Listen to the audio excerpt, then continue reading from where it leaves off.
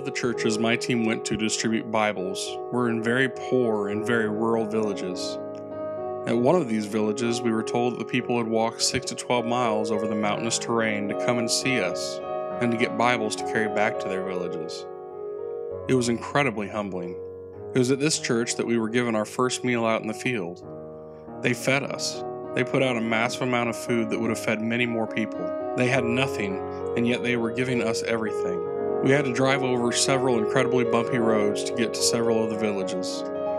Some of them were very remote and took several hours to get to. Everyone in the villages was involved in growing food for themselves in one way or another.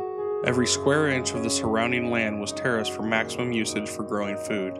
All of it was done by hand. No mechanized farm equipment at all. There was only the possibility of a plow pulled by an animal. Wherever we went, every hand that I shook was very rough and calloused from all of the hard, manual labor of working the land. It was humbling for me to guess at how hard these people had to work just to survive. Every single church we went to greeted us with singing Christian hymns in Chinese. I recognized Amazing Grace and Jesus Loves Me by the rhythm of these songs.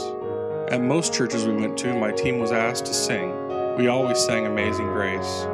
At our very last church, my team sang Amazing Grace in English, while the Chinese Christians were singing it in Chinese. That was a very powerful experience.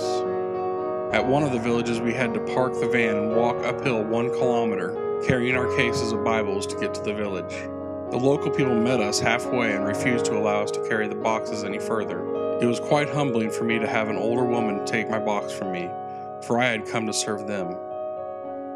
As we were leaving one church, a very, very old woman with very rough hands grabbed mine and nearly wouldn't let go. She started talking to me in Chinese.